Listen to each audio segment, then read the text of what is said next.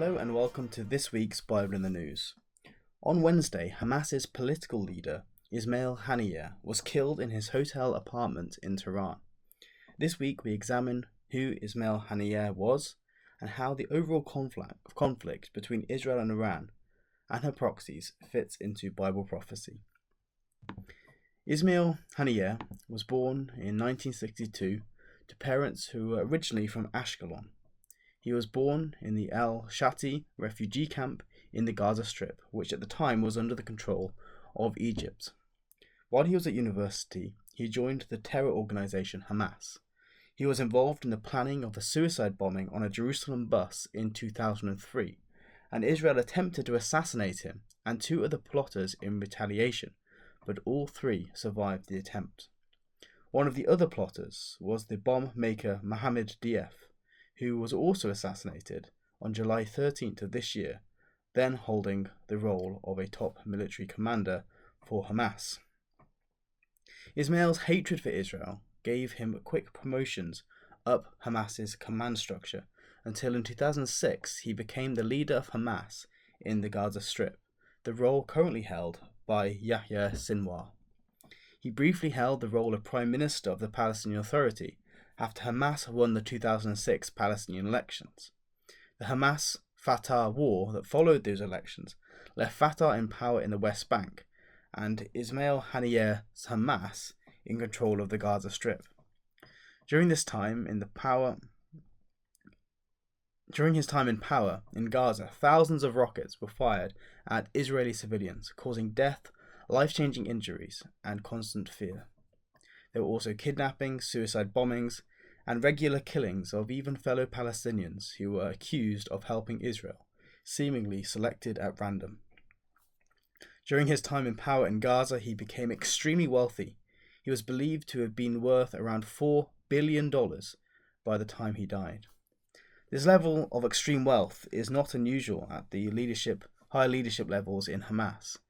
His personal wealth is believed to have been accumulated by him personally taking 20% of the value of all goods he allowed to enter Gaza through illegal routes, mostly in the tunnel network, crossing into Egypt. In 2009, during a speech marking the 22nd anniversary of the founding of Hamas, he declared that our hands are clean. We do not steal funds, hold real estate, or build villas. Despite him claiming this, he was known to have purchased several villas, apartments and buildings for his adult children in the Gaza Strip. His son has become an avid property developer abroad, known in Gaza as the father of real estate. When the full extent of this came to light in July of 2022, it prompted a social media campaign against him, with Gazans posting, quote, "Our hands are clean," a sarcastic reference to his 2009 claim. In 2017, he took the role of the chairman of Hamas's political bureau and relocated to Doha in Qatar. Here he was able to truly enjoy the lifestyle of a billionaire with all the comforts available in Doha. Following the death of Iran's president in a helicopter crash in May of this year, a new president was to be sworn in. Haniyeh was invited to attend as a guest and after the ceremony retired to his hotel room. Around 2 a.m., there was an explosion in his room, killing him instantly.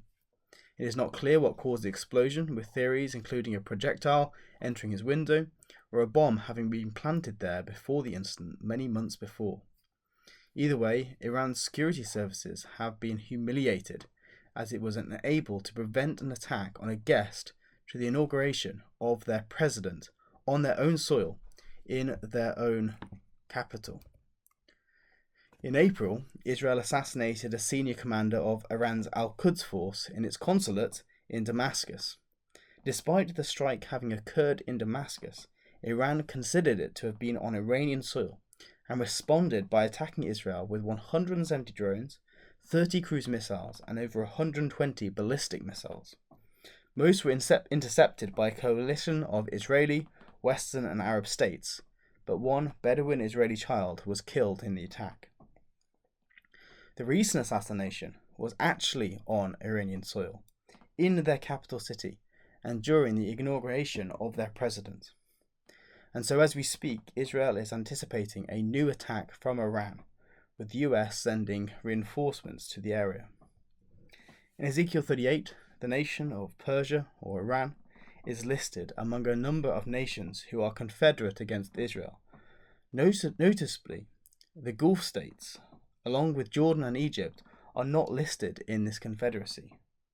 The attack by Iran in April was the first time an Arab state had come to the defense of the Jewish state, with Jordan and also Saudi Arabia being involved with Israel's defense.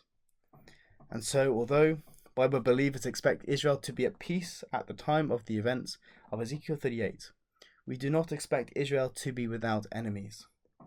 The animosity between Israel and Iran is to be expected by Bible believers as we see the world prepare for the dramatic events of Ezekiel 38.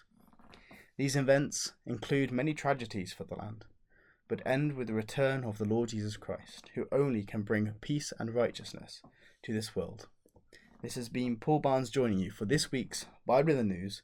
Join us again next week for another edition of Bible in the News.